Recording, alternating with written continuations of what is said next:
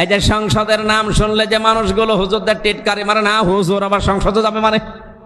আরে ভাই, সংসদে কারা যাবে, কেন যাবে, কি করা লাগবে?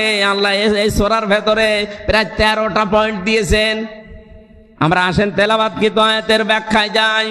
শারআ লাকুম মিনাদ-দীনি মা ওয়াসসা বিহি নূহা ওয়াল্লাযী আওহায়না ইলাইকা ওয়া মা ওয়াসাইনা বিহি ইব্রাহিমা ওয়া মূসা ওয়া ঈসা আন আকিমুদ-দীন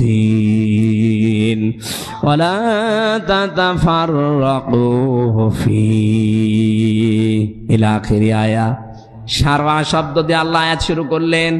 শারআ মানে নির্ধারিত করা, শারআ মানে বিধিবদ্ধ করা, নির্ধারণ করে দেওয়া, ফাইনাল। আল্লাহ বলেন আমি নির্ধারিত করে দিয়েছি, বিধিবদ্ধ করে দিয়েছি তোমাদের জন্যে। মিনাদ-দীনি মা ওয়াসসা বিহি, ওই জীবন ব্যবস্থাকে, ওই দিনকে, ওই ধর্মকে আমি বিধিবদ্ধ করে দিলাম, তোমাদের উপরে আমি ওহী করলাম। হে নবী, আপনাকে আমি ওহী করছি, শুধু তা না, আপনার আগে আমি নূহ নবীকে ওহী করেছিলাম। নূহ নবীর নাম আল্লাহ প্রথমে কেন দিলেন?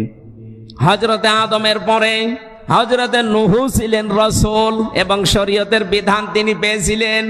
ওই জায়গা থেকে শরীয়তের বিধিবিধান শুরু হয়ে যায়। লিকুল্লি উম্মাতিন জাআলনা লিকুল্লি জাআলনা মিনকুম শিরআতাও ওয়া মিনহাজা, প্রত্যেকটি জাতির জন্য আলাদা আলাদা শরীয়ত আমার আল্লাহ এই দুনিয়ায় নাজিল করেছিলেন, নির্ধারিত করে দিয়েছিলেন তাদের জন্য। আমি আয়াত থেকে মূল শিক্ষা যেগুলো বের করেছি খুব তাড়াতাড়ি বলছি। এখানে 4 জন বড় বড় নবীর একেবারে স্পষ্ট নাম আছে। ওয়াল্লাযী আওহায়না ইলাইকা, আপনার প্রতিও আমি এই একই ওহী করলাম। মা ওয়াসসা বিহি নূহা ওয়াল্লাযী আওহায়না ইলাইকা ওয়া মা ওয়াসাইনা বিহি ইব্রাহিমা ওয়া মূসা ওয়া ঈসা। নূহ নবীর নাম আল্লাহ প্রথমে দিয়েছেন, এখান থেকে শরীয়ত শুরু। 2 নম্বরে ইব্রাহিম, মূসা, ঈসা, এই পাওয়ারফুল নবীদের নাম দিয়ে আল্লাহ জানালেন আন আকিমুদ্দিন, তাদের প্রত্যেককেই বলেছিলাম আমার বিধান কায়েম করো। ওয়ালা তাতাফাররাকু ফি, এ বিষয়ে কোনো মত পার্থক্য চলবে না। মা তাদউ আই কাবর আলাল মুশরিকিনা মা তাদউহুম ইলাই, হে নবী আপনি যখন এই পথে মানুষকে ডাকবেন, সবচাইতে বেশি দুর্বহ, দুষ্কর্ম, সবচাইতে বেশি কষ্ট লাগবে, অসহ্য লাগবে, খারাপ লাগবে মুশরিকদের কাছে। সুতরাং আল্লাহর দিন কায়েমের কথা বললে এই দেশে এসে যে দল করুক না কেন, যদি মুশরিক তার কাছে খারাপ লাগবে। আজকে প্রমাণ হয়ে যাবে আপনি কি আসলেই মুমিন না মুশরিক। আল্লাহু ইয়াজতাবি ইলাইহি মাইয়াশা, আল্লাহ যাকে পছন্দ করেন, যাকে নির্বাচিত করেন, ইয়াজতাবি, নির্বাচনের মাধ্যমে আল্লাহ যাকে নির্বাচিত করেন, এই মানুষটাকে দিয়ে আল্লাহ দিন কায়েমের জন্য নির্ধারিত করেন। ওয়াহদি, তাকে পথ দেখান। ইলাইহি মাইয়ুনিব, যে লোকটা আল্লাহর দিকে চলতে চায় আল্লাহ তাকে এই হেদায়েতটা দান করেন। এটা বাংলা অর্থ ছিল এই আয়াতের। তাফসীরের ভেতরে আমরা পেয়েছি পৃথিবীর ময়দানে যত বড় বড় নবীর নাম আমরা শুনি, সূরা আহজাবের 7 নম্বর আয়াতে এ তাফসীরে পাবেন। ওয়াইযে আখাযনা মিসাকাহুম ওয়া মিনকা ওয়া মিন নূহি ওয়া ইব্রাহিমা ওয়া মূসা ওয়া ঈসা আন আকি ঈসা ইবনে মারইয়াম ওয়া আখাযনা মিনহুম মিসাকান গালিযা। বলেন আল্লাহু আকবার। স্মরণ করো ওই সময়ের কথা, আমি যখন অঙ্গীকার নিয়েছিলাম নবীদের কাছ থেকে, তার ভেতরে আপনার কাছ থেকেও নিয়েছি, মূসা, ঈসা, ইব্রাহিম, আর প্রত্যেকের অঙ্গীকার ছিল দৃঢ়। তাহলে নবীদের কাছে আল্লাহ যে অঙ্গীকার নিয়েছিলেন সেটা কি? আমার সালনা মিন ক্বাবলিকা ইল্লা, আমার সালনা মিন ক্বাবলিকা মির রাসূলিন ইল্লা নূহি ইলাইহি আন্নাহু লা ইলাহা ইল্লা আনা ফা'বুদনি ইল্লা আনা ফা'বুদুন। যত নবী আর রাসূলকে দুনিয়ায় পাঠিয়েছি আপনার পূর্বে, প্রত্যেকটা নবীকে আমি একটা বিষয় দিয়েছিলাম, লা ইলাহা ইল্লাল্লাহ। আমার শিক্ষা এখানে এইটা, যত নবীকে আল্লাহ দুনিয়ায় পাঠালেন লক্ষাধিক উপরে, লক্ষের উপরে, প্রত্যেকটা নবীর শরীয়তে কম বেশি কিছু জিনিস ছিল। মুসা আলাইহিস সালামের শরীয়তে যেটা ছিল ঈসা নবীর শরীয়তে এটা ছিল না, ঈসা নবীর শরীয়তে যেটা আছে আমাদের শরীয়তে এটা নেই।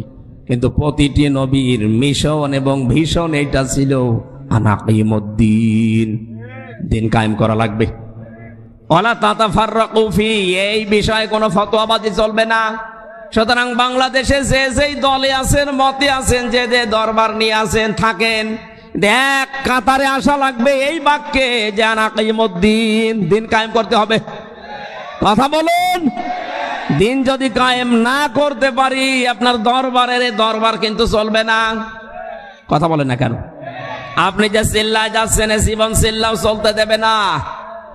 আমি যে দিন কায়েমের জন্য চেষ্টা চালাচ্ছি, আমার এই চেষ্টাও বন্ধ হয়ে যাবে। এই জন্য আমাদের সব চাইতে উপরে এই টার্গেট নেওয়া লাগবে, আমরা যে যেখানে আসি দিন কায়েমের ব্যাপারে কোনো ফতোয়া নেই। কথা বলে না কেন? কারণ তো আমরা এই জমিনের মালিক না, আমরা এই জমিনের মালিক, এমনকি কোরআনের মালিকও আমরা না, আমরা হচ্ছে কোরআনের খাদেম। এই যে জমিনটা দেখতে পাচ্ছেন, এই জমিনের মালিক জনাব শাহাবুদ্দিন সাহেব, আমারে আব্দুল বারি ভাইরে, আজকের সভাপতি তাইব সাহেব, তালেব সাহেবকে সহ 5 জন মানুষকে উনি নিয়েছে যে ধান লাগান, বিকাল 5টা পর্যন্ত লাগাবেন, বেতন দিয়ে দেব। বিকাল 5টা বাজতে আর মাত্র 10 মিনিট বাকি আছে। দেখলাম 5টা বাজার 10 মিনিট আগে 8-10 জন মস্তান এসেছে মোটরসাইকেল নিয়ে। ওরা বলছে ধান তো লাগানো যাবে না, যা লাগিয়েছেন তুলে ফেলবো। আমরা যদি বলি ভাই আপনি ধান তুলবেন, অসুবিধা নেই, কিন্তু আর 10 মিনিট পরে তোলেন, কারণ ধানও আমাদের না, এ জমিও আমাদের না। কথা বলেন না কেন? আমরা কামলা, খাদেম, আমরা লিবার। আমাদের একটা টার্গেট আছে, বিকাল 5টা পর্যন্ত লাগানো শেষ করতে পারলেই শাহাবুদ্দিন সাহেব আমাদের বেতন দিয়ে দেবে, আর এইটা দিয়ে আমাদের সংসার চলবে। কথা বলেন না কেন?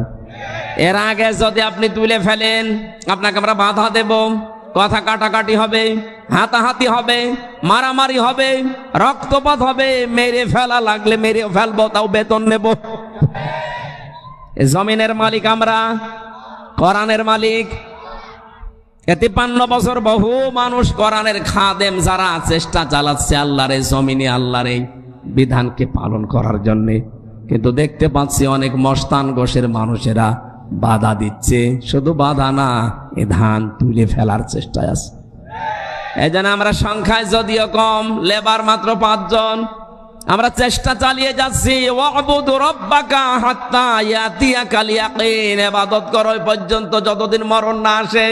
বিকাল 5টা মানে জীবনের শেষ দিন, জীবনের শেষ দিন পর্যন্ত চেষ্টা চালিয়ে যেতে থাকবো। যদি কেউ এর ভেতরে বাধা দিতে আসে, এই কোরআন কায়েম করাকে, মারামারি হবে, হাতাহাতি হবে, রক্তপাত হবে, যদি মেরে ফেলা লাগে মেরেও ফেলবো।